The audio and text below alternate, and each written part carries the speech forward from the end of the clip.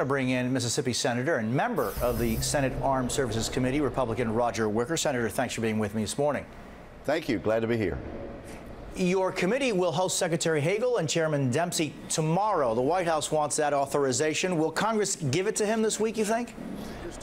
I think the Congress will at least give the president what he's asking for, and that's authorization for the train and equip part of this, training and equipping the rebels inside Syria.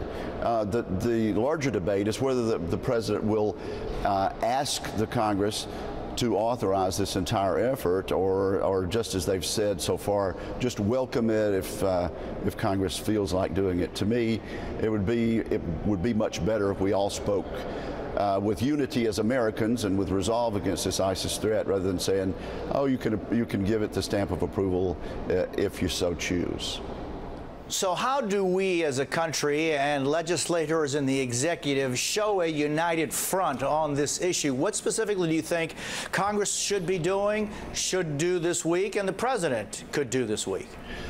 Well, in a classified hearing on Thursday, we asked some questions and tried to find out exactly where we're going, exactly how much resolve we're going to have, how broad the coalition will be. I think we'll pick up on that tomorrow with the top leadership in the Armed Services Committee hearing.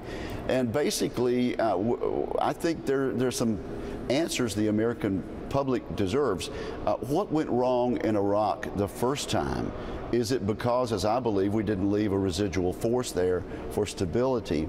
And if that's the case, and if we're successful this time with a broad coalition, what's to prevent us losing those gains again? I'd like to hear General Dempsey and the Secretary Hagel's take on that. Also, who's going to be in this coalition? What will their role be? Are they just going to send a little advisory group, or are they prepared, are the Arab nations or the Muslim nations prepared to put boots on the ground themselves? Will it be Saudi aircraft conducting the bombing in Syria? Things of that nature we need answers on.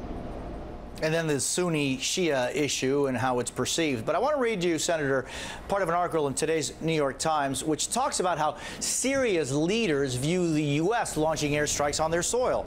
Quote, to Mr. Assad and his closest advisors, these people say the American decision represents a victory for his long-standing strategy, which is obliterating any moderate opposition to his rule, persuading the world it faces a stark choice between him and Islamist militants who threaten the West. Could we be helping the al-Assad dictatorship here in the long term?